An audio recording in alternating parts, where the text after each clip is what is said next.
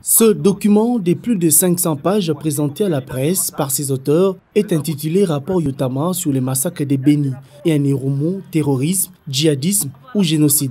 Nandé. Les auteurs de ces textes sont à la fois député national pour l'un et l'autre député provincial, tous deux élus de Butembo, également membres d'une même famille. Dans leur investigation, ils ont brossé un tableau comparatif sombre sur le nombre de victimes des rébellions dans ces deux régions de l'Est de 2018 à septembre 2021. Ces tableaux renseignent aussi que 502 personnes ont été égorgées 5 mois avant la proclamation de l'état de siège et 1302 5 mois après l'instauration de cette mesure sécuritaire. Hier, vous avez suivi ce qui s'est passé à Bukavu, au Sud Kivu.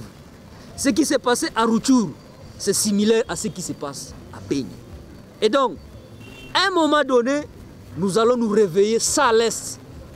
Parce que les auteurs, les tireurs de ficelles, dans leur agenda, c'est la balkanisation.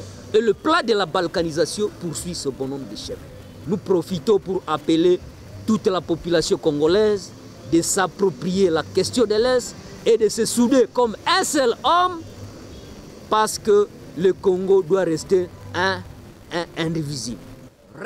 Avec près de 346 attaques orchestrées entre janvier et septembre 2021 dans les 160 agglomérations, les frères Yotama ont noté 1747 victimes Nandé et 319 victimes d'autres communautés. Préoccupés par cette situation, les auteurs de ces rapports dénoncent le fait pour les Nandé d'être la cible principale de toutes ces atrocités.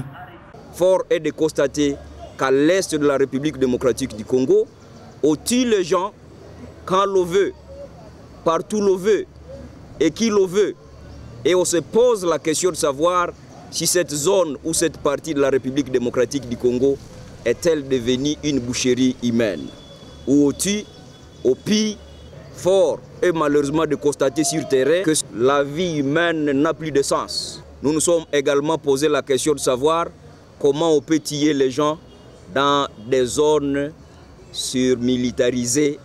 Ce document a, selon ses auteurs, le souci majeur d'attirer l'attention de l'opinion nationale et internationale sur les actes crapuleux et ignobles qui impactent négativement sur la sacralité de la personne humaine en Ituri et au Nord Kivu.